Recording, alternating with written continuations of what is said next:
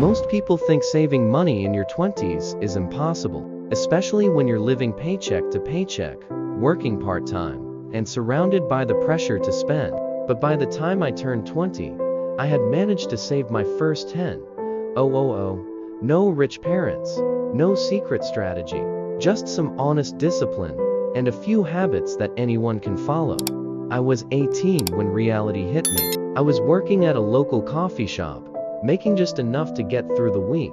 Every month, my paycheck would disappear: snacks, clothes, fast food, random stuff I didn't even remember buying. One night, I checked my bank account. The balance showed just $3.71. I still remember that number.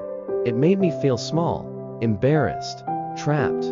That night, I promised myself I would never feel this helpless about money again. I didn't grow up learning about money. No one taught me about budgeting or saving, but I knew I had to start somewhere. And my first step wasn't trying to make more money. It was fixing how I thought about money. I stopped saying things like, "I can't afford that," and started asking, "How can I afford it without destroying my future?" I realized that every dollar in my hand was a seed. I could either spend it now, or plant it, and let it grow into something bigger. That shift in thinking changed everything. I downloaded a simple budgeting app. Some days, I didn't even have internet, so I'd write things down in a notebook. I tracked every single rupee, every coffee, every snack, every ride, and I started noticing patterns. I was spending over $50 a month on things that brought me zero long-term value. That's $600 a year, enough to invest, pay bills, or buy something meaningful. It was a wake-up call. I found a simple rule: 50% of your money for needs, 30% for wants, and 20% for saving. I adjusted it to fit my small income. Even when I was making just $400 a month, I made sure to save $80.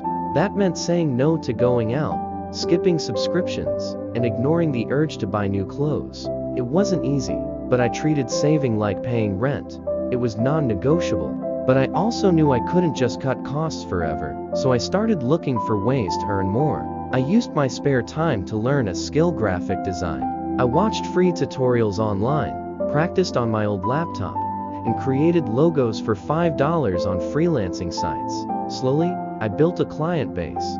Within 6 months, I was making $250 to $300 a month from design work alone. And the important thing was, I didn't change my lifestyle. I didn't upgrade my phone. I didn't move to a better apartment. I kept living like I was still broke. That gap between what I earned and what I spent, that was where my savings lived. My friends didn't understand. They joked about me being cheap. They thought I was boring because I wouldn't eat out or go to parties. But I had a goal.